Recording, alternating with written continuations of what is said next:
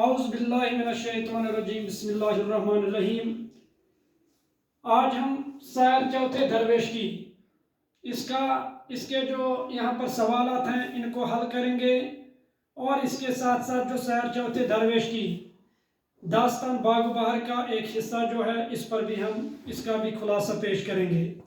سب سے پہلا کوشچن جو ہے سیر چوتھے درویش کی، اس کا ہے فرش پر سے پتھر ہٹانے کے بعد شہزادے نے زمین کے اندر کیا دیکھا؟ شہزادے فرش پر سے پتھر ہٹانے کے بعد شہزادے نے زمین کے اندر ایک بڑی عمارت اور 4 مکان دیکھے، اور ہر مکان کے کمروں میں 40 مٹکے سونے کے، اور ہر مٹکے کے اوپر سونے کی ایک اینٹ اور بندر رکھا ہوا تھا، لیکن 40 مٹکے پر نہ سونے کی اینٹ اور نہ بندر تھا۔ اس کے علاوہ انہوں نے جواہر سے ایک بھرا ہوا تالاب بھی دیکھا۔ دوسرا کوشچن ہے یہاں پر، ملک صادق کون تھے اور شہزادے کے ساتھ اس کا کیا رشتہ تھا؟ ملک صادق جنوں کا بادشاہ تھا اور شہزادے کے باپ کا گہرا دوست تھا۔ اور تیسرا کوشچن یہاں پر، شہزادے کے چچا کے لیے کیوں کہا گیا کہ وہ بجائے ابو جہل کی تھے؟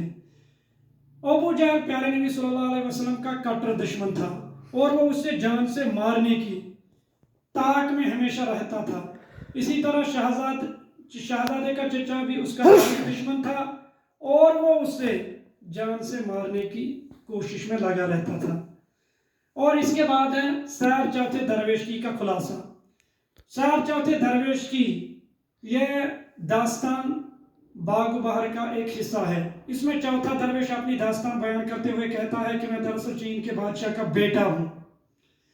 جب میرے چھوٹی عمر میں میرے والد کا انتقال ہو جاتا ہے، اور انتقال کے وقت وہ اپنے بھائی یعنی میرے چچا کو بلا کر کہتا ہے کہ میرا بیٹا ابھی نابالغ ہے، جب تک یہ بالغ ہو جائے تب تک بادشاہت کا نظم و نسق آپ سنبھالنا، اور میرا بیٹا جب بڑا ہو جائے تو اسے اپنی بیٹی روشن اختر کے ساتھ شادی کر کے بادشاہ سے کنارہ پکڑنا۔ یہ باتیں کہہ کر وہ اس دنیا سے انتقال کر گئے، اور میں 14 سال تک بیگمات کے شاہی محل میں پلتا رہا۔ ایک دفعہ ایک معمولی سی لونڈی نے میرے گال پر تھپڑ ماری تو میں جشی مبارک کے پاس روتا ہوا گیا۔ جشی مبارک شہزادے کے باپ کا وفادار غلام رہ چکا تھا۔ تو جشی مبارک نے اس سے کہا کہ آپ ماشاءاللہ بالغ ہو چکے ہو، اب میں آپ کو اپنے چچا جو بادشاہ ہے اس کے پاس لے جاؤں گا، شاید تم کو بالغ سمجھ کر آپ کو اپنی بیٹی کے ساتھ شادی کر کے پھر بادشاہ بنا دے گا۔ جب وہ بادشاہ کے محل میں پہنچے، وہاں پر رمال نجومی وہ موجود تھے، تو انہوں نے بے دلی سے ان کو کہا کہ کیا اس سال کوئی گھڑی مبارک ہے؟ کیا اس سال کوئی گھڑی، کوئی لمحہ، کوئی وقت، کوئی دن مبارک ہے تاکہ اس شہزادی کی شادی کی جائے؟ لیکن وہ اپنے بادشاہ کا جو ہے اس کی بات کو، اس کے طریقہ کار کو سمجھ گئے، تو انہوں نے کہا کہ اس سال سارا ہی برس، سارا ہی سال یہ منحوس ہے، اگر بخیر و عافیت یہ سال کٹے تو اگلے سال اس کی شادی کی جائے گی۔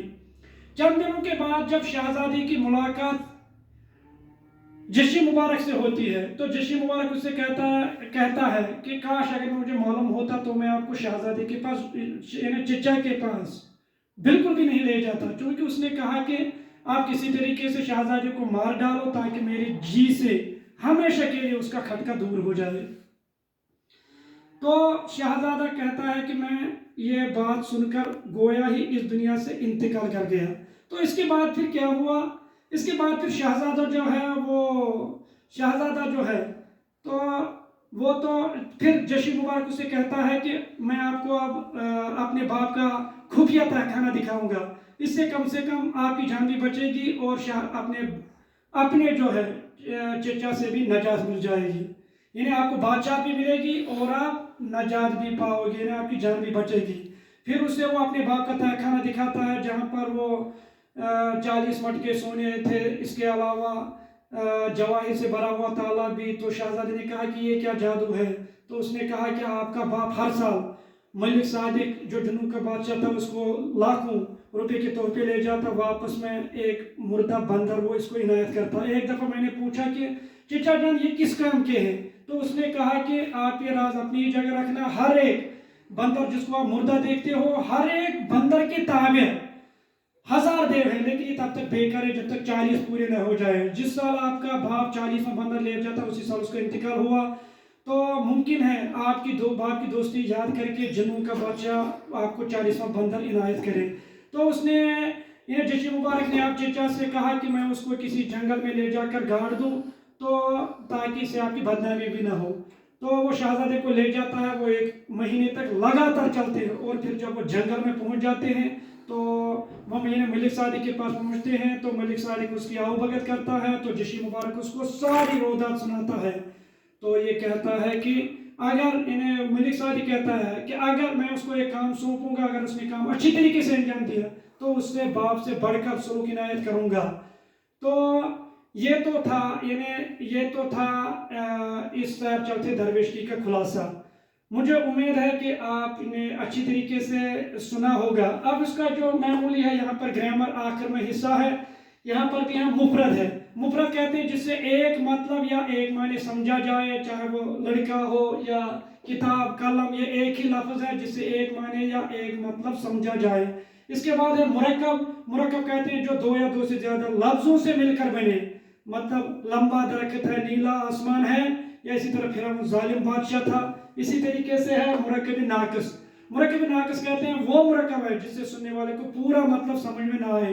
मिसाल है नया कलम। अब किसके पास नया कलम, ये पौधा नहीं है। इसी तरीके से जालिम बादशाह, कौन जालिम बादशाह था, या नेक लड़का, कौन नेक लड़का था, इससे मफहूम समझ में नहीं आता, उससे मुरक्कब नाक़िस।